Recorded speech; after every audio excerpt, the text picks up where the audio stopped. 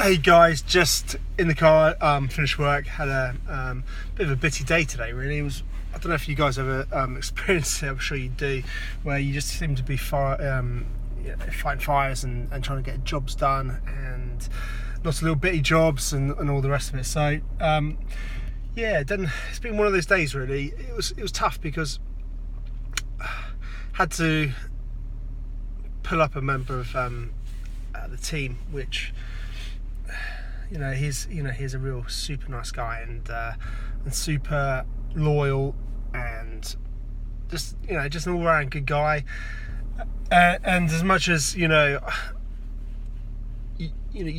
to obviously support people and all the rest of it, but when somebody's not actually sort of doing their thing, or they're not actually performing the way they should do, excuse me guys, I think I just got to support him and really help him out and keep him on track. I mean, it was tough because it's been ongoing for a little while and we're not getting the results that we need, and it's critical that we do. And I think the reality is, whether you're employed, whether you're certainly when you're self-employed and running your own business, you are accountable and you can't hide, and there needs to be results. The reality is a business is not a charity and shit needs to get done. So I think it's just a frustration, but we're just gonna the management team are really just gonna sort of pull around him and support him and really help him get to where he needs to be.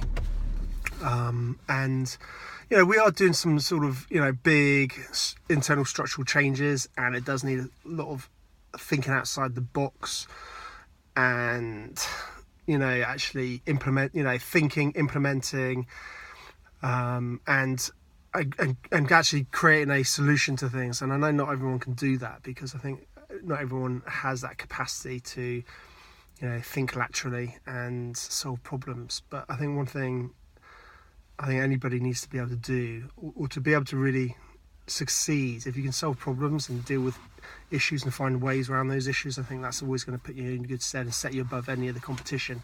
So that was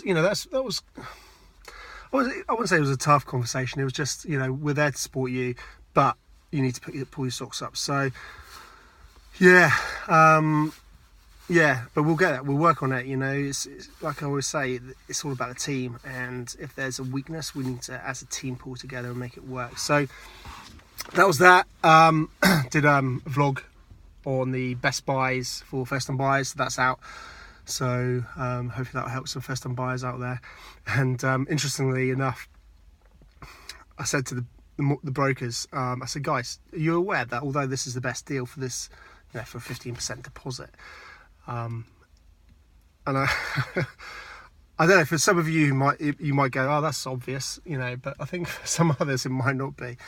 But a 15% deposit, you'd have thought a 2-year fixed rate, whatever the best deal is, there is only one best deal, but it's not. And I said to them, okay, so 350k purchase price, 15% deposit, this is the best 2-year fix. Do you think it's the same deal that's the best deal if it's a purchase price of 200 grand? And they said, yeah, of course, it's the same loan to value, but it's not. And I think they were sort of, really? I need to see the figures. And I showed them, and I think that was quite interesting.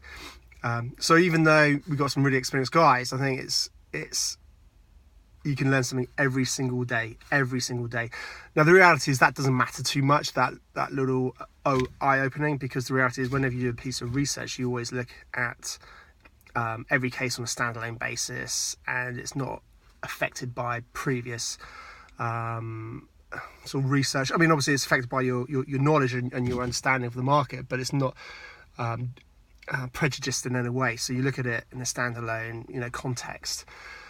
But yeah, that was really, really interesting, because obviously if you can imagine, the monthly pay, when we look at the overall cost, we look at it as, what is the cheapest deal over the deal period. And I mean, there's lots of different ways to measure or define what is the best, what is the cheapest. But what was I going to say? But when you actually look at it, the figures, it's quite interesting. yeah, then did actually did another vlog on something just to share for investors. It was really interesting. We heard that a lot of the buy-to-let lenders are now actively looking for people who are now trying to holiday let their properties who don't have the permissions, and that was quite interesting. So it's something that I've been aware of for a while, and it's the first time I've actually heard that lenders are actually pulling the plug and pulling the rug under people's feet. And yeah, so that's quite interesting. I think it's quite important to get that message out there for property investors. In terms of the tech startup, Lauren was doing a bit of work with the data.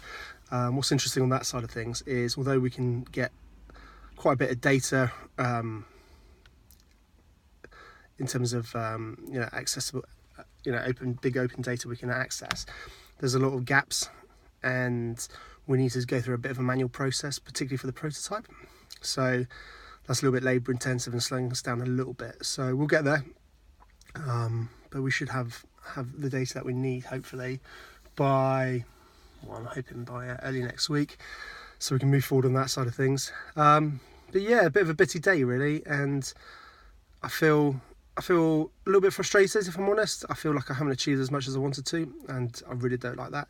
So I think I'm just going to go head to the gym, go for a run, have a bit of a sweat out, and then get back, put the kids down, have tea, and then do some more work. So yeah, life never stops, but it's good fun. And listen guys, it's my daily little catch up. If you like it, love it if you can subscribe. Hopefully my face might appear there at some point. That's my little subscribe button. And yeah, keep tuning in for much more guys. Take care.